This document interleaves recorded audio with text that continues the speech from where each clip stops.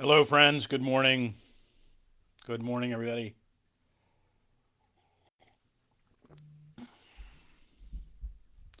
Good morning, friends. Hello, hello. It is another day. Good morning, everybody. Hello, hello. How are you? Good morning, Donna. Great to see you here this morning. Hope you're doing well. Hope things are good on your world.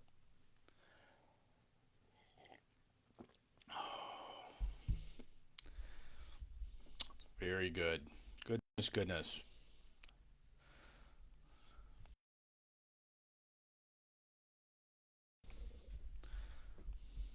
How are you on this Wednesday? It is a Wednesday, middle of the week. Oh, hope you are doing well. It's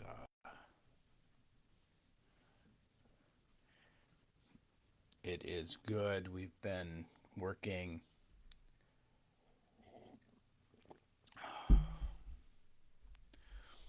doing good, taking down the tree. Very nice, very nice. We're working these days here. We've had a few approaches about baptisms and about married weddings, and so that is exciting. That amidst all the things that has been happening in our lives and our world and our days and all that, but life goes on. Life is continuing on, and it's such a gift to be able to participate and be a part of that. And you're a part of that, so I hope you know that. Good morning, Bonnie. Great, glad you're here. John, good morning to you. So glad you're along. Good morning, Sharon Landry. Great to see you here this morning. I hope it's going well. Where that It is a nice day here. I got up and actually had some sunshine this morning, which was a gift. It's been a little cloudy and gloomy on the days, so this is very nice. This midwinter day. Good morning. Good morning. Hello, Yvette. All the way. How are you, friends? How are you? Hope you're well. Good morning from Jamie and Anna. Hi, Anna. Good morning, everybody. How is everybody doing? Jamie, I hope your brood is keeping well. That they are, that Alyssa Casey are well. They're doing all right. That I hope everybody's doing well. Also, that yeah, it's very nice these days to begin to move into a little more life here and there. So awfully nice, awfully nice.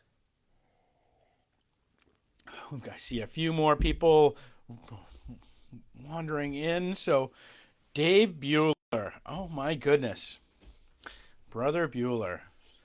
Dave has forgotten more about the Christian way than I've ever known. Like, he is such a gift to have him here. He is a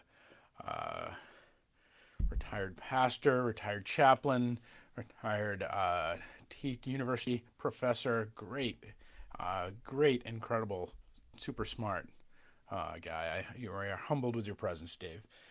Sherry Ladd. Oh, Sherry, how are you? Audrey, good morning. Glad you're here. Here, doing well. Oh, sorry. I'm sipping on my coffee a lot. I'm like, tastes good this morning. So it is. Days are getting longer. Planting a garden, very nice. Irene, good morning. I hope you're doing some garden planting too. That I hope there's some goodness out there and that there's some flowers and sustaining your days. Good days, good days. All right, friends. It is this Wednesday, the 13th day of January. I still continue to be in awe that here we are in 2021. Donna had to actually send me a little message reminding me that we have entered 2021 because my dates were still were alternating between 2021 and 2020, which, I don't know if anybody wants to incarnate 2020 a little more into this world, but that here we are. So welcome this day. Today, I want to invite you into talking about a guy yesterday we talked about Helen Keller a little, and I wanted to talk about somebody else that's been powerful to me and inspirational to me along the path, whom I've just kind of come to know. Um, his name is John H. Noble. There's a bunch of John Nobles out there, so I just give it your middle initial because that's if you ever want to look for him or anything. But his name is John H. Noble. So I want to tell you a little bit about his story, and maybe we'll hear a few of his words. I'll actually post his whole story. It's like 45 minutes of him telling it. That in the comments today, so that if you want to come back and listen to it, you can do that. I want to talk about John Noble because what it is about John Noble's story is that it really touched me because of there's and I'll talk about a little bit about why his story was so powerful for me, because I feel like I tasted it. I've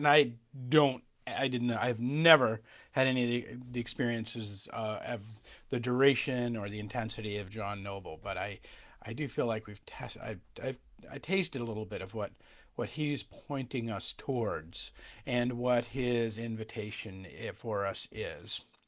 So, good morning, everybody, and welcome. John H. Noble was an American in Germany during World War II. He was actually in Dresden. He ended up kind of getting stuck there and ended up kind of working his way through as his father had gone over, and he and his father had gone over for a medical treatment just before the war, and ended up kind of getting stuck there. And though they owned a business there as well, they owned a camera factory, and so he was literally kind of an American behind enemy lines, but they had managed to kind of find, they needed his factory. There was some, they'd managed to survive in kind of this place. And then the fire bombings of Dresden came, and they survived that. Yet it was later that the Russians would come and quote unquote liberate Dresden. And all of the people of influence, all the people that were, somehow, and this included Americans that were found by the Red Army, were rounded up and arrested. And John H. Noble was one of those that was arrested.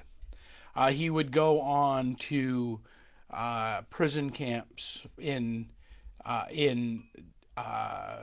East Germany. One of the untold stories is that the Russians when they took over the prisons of Buchenwald and all these sorts of things, they didn't shut them down. They just reopened them for their own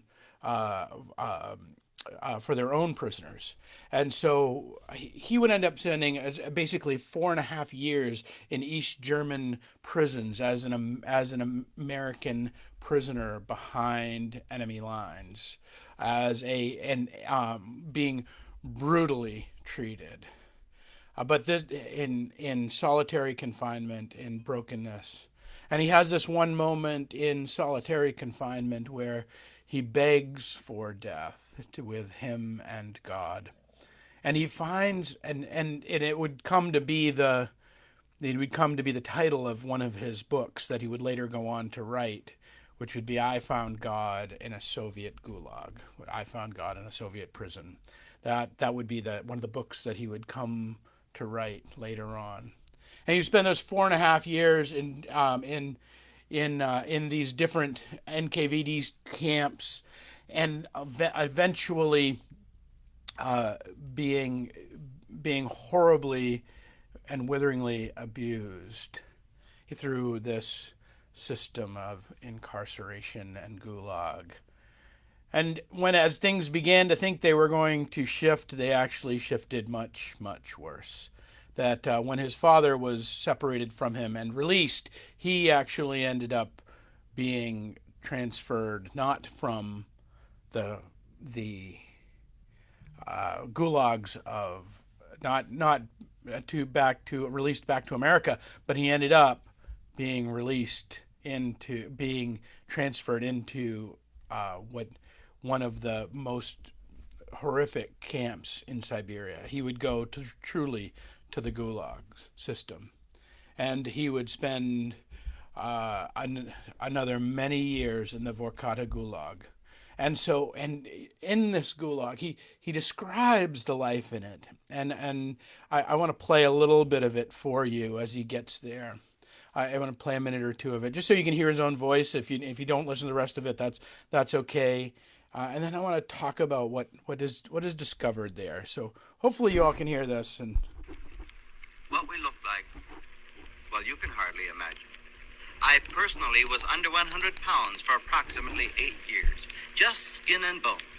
Every 10 days we had a day off to go to the bathroom, to wash ourselves, to wash our clothes, to mend our clothes, and as we would stand in line waiting for the water. And we'd look at the person in front of us, the seat bones rubbing through the skin, the elbows poking through the skin, the bodies full of sores. Well, we asked ourselves the question, well, how can these people still produce coal? The answer was simple. They had to. They had to, because if the individual or if the group would not produce whatever had been set aside for them, the next day they would only receive half of the portion of food. And with half of the portion of food, we knew that we could only exist a matter of days. But many of us did not only take the strength to do the work out of this chunk of black bread and bowl of cabbage soup.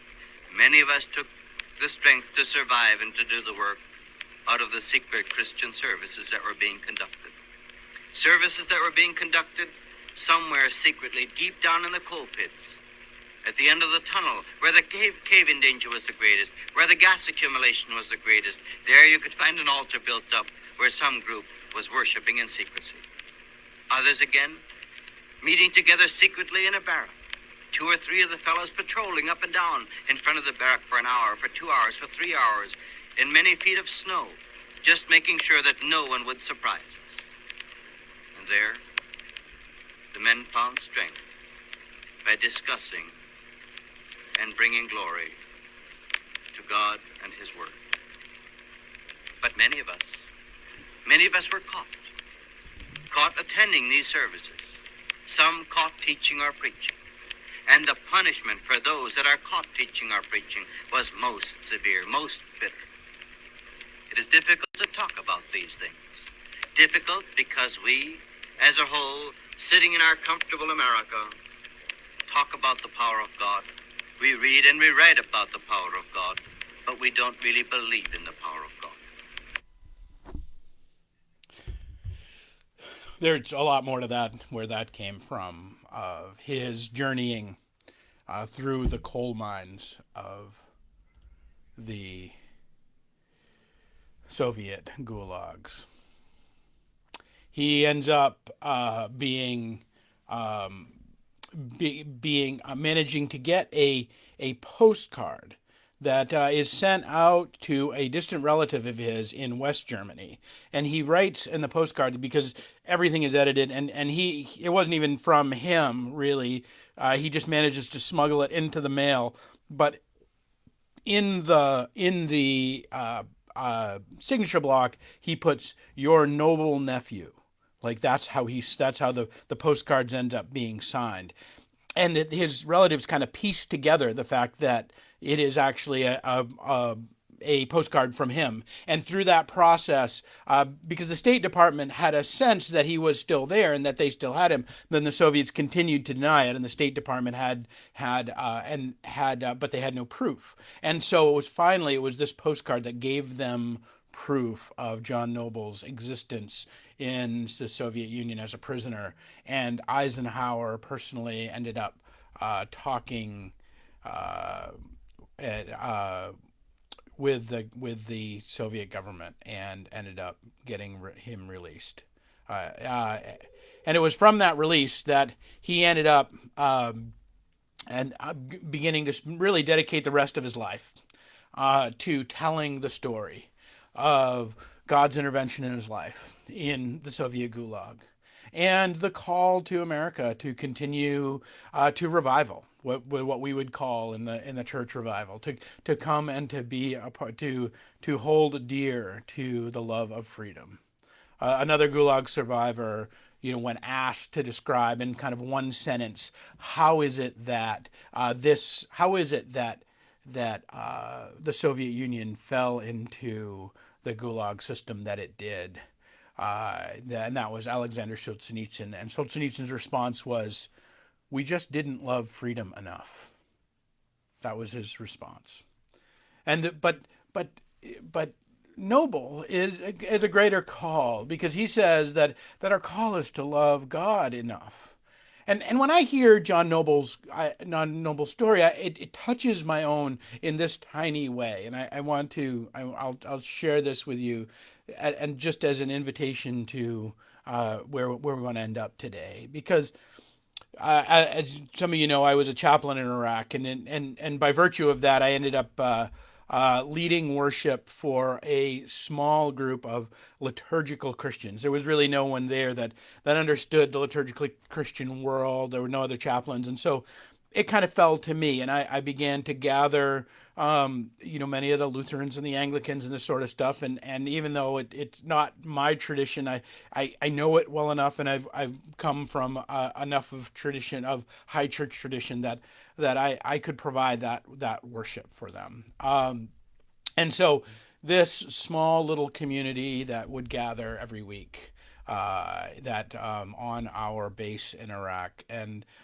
through some of these times, there was a lot of rockets, and sometimes there was no rockets. But while we were there, it was always an anxious time, as well you can imagine. But what I bore witness to was, we had one 19-year-old E3, who was a private first class, and we had a two-star general, and everywhere in between in my little group of folks that would come to worship. And when we did come to that worship, we would end up that I would watch and I would bear witness to the ministry that would unfold. Not just my stellar preaching, or even the sacrament and the presence of the gospel, but the way in which the truth of the congregational way, I think, came to bear, that wherever two or three are gathered in my name, there am I also. That I saw the face of Jesus in these soldiers trying to get through this time, minister to each other. And I hear in John Noble's words that those men huddled in the dark and the noxious gases and the cave-ins of the Soviet system, at the very bottom, at the end of the world, 700-800 feet underground, where the guards wouldn't even dare to go, lighting a smuggled candle and giving praise to God, and knowing that Jesus came among them in that place and sustained them and gave them strength and gave them hope. And so too, friends, I think it is in it for me. That journey is actually what brought me back to the church. That was 10 years ago, and what brought me back to serving congregational life. I had been working in institutional chaplaincy. I'd been a hospice chaplain before that, and I came back to the church as a pastor, desiring to come back as a pastor, because of what I had borne witness, that bedside ministry is fantastic. It is important. It's critical. It is a great and beautiful service. But the presence of Jesus, and Jesus is there, absolutely. But in this age, and I now, that was 10 years ago, over 10 years ago. But now I look at the age that we find ourselves, and I recognize that call that God renewed in me at that time was more true ever then than it is now. That if we're going to find the face of Jesus in this world for each other, it is going to be in the hard act of becoming present to each other, of showing up and praising God, of putting God first and putting the things of God first, of opening ourselves and our way and our life. And I came to know, and I want to end this today with just letting you know how I came by John Noble. I came by John Noble because my friend Jeremy, who many of you have seen in our journeying, and many of you have come across. This is Jeremy right here in the plaid shirt right there. This is no, that's Jeremy. He is a pastor at Salem United Church of Christ in Illinois, and he is a good a good and faithful man. Like, he's a good guy, and he's been a deep and dear friend to me. But he grew up going around with talks with John Noble. John Noble were friends of his family. His father was a pastor, and they had come to be friends, and they ended up being friends together. And I think that, to me, it is one of these things that I want to leave you with today. That when you step into the dark caves of your life, those places where your guardedness dare not even go, you dare open your mouths in worship. You dare lift up your praises to God in the very darkest of places. You begin to shine lights that not only shine for you and for the people around you and for the people that are there with you, or for the people that those people will come in contact with, not even the nodal way of reality, but you do it for all the ages. John Noble died in 2007, continuing to tell his story right up until the end. Jeremy had journeyed with him much of his childhood and became part of it. And yet we lift up and shows me something of what it means to live into this following this Jesus guy, just like this, in a whole new generation, in a whole new way. You don't just, when you light your candle in the darkness, you do it for everyone, everywhere, all the times. Whenever there has been brokenness and need and hurt and pain and abuse and horror, Jesus comes among us to heal it.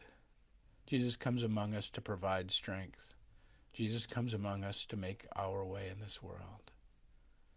It is hard in the midst of these days to see this reality playing itself out. It is. I understand that, because there is so much subterfuge. There is so much, the beauty of what John and Noble articulates to us is the simple stripping down of life, that we might see its full inner workings.